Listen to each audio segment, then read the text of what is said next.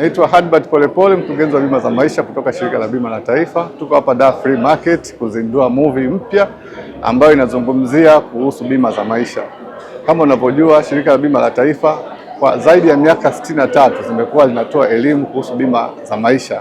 Kwa hiyo tunafurahi kwa kupata muunganiko wa makampuni ya bima kuzungumza kwa vitendo kuhusu bima za maisha, faida, namna gani Watanzania wanafaidika kupitia bima za maisha.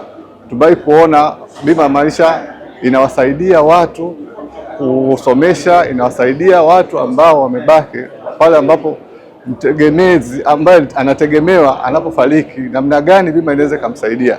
Lakini pia tunaweza kuona bima ya maisha inavyoweza kutumika kama chombo cha kukusanya fedha kidogo kidogo mpaka mtu kutengeneza mtaji ambao unakuja kumsaidia kwenye masuala ya maendeleo. Kwa hiyo bima ya maisha watu watajifunza kwamba sio lazima mtu afe, bali bima ya maisha pia ni chombo ambacho kinatumika pia kwa ajili ya kujiwekeza kidogo kidogo. Kwa hiyo kuna investment ndani yake, lakini kuna protection.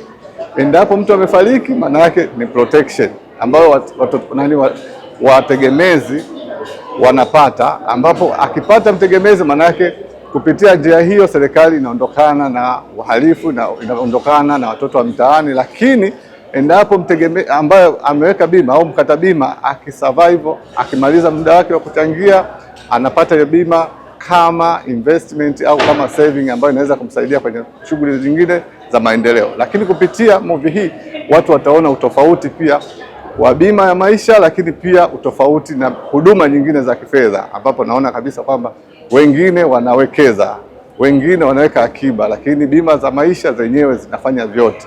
Unawekeza, unaweka akiba, lakini pia unalinda familia yako endapo changamoto itatokea. Asante sana.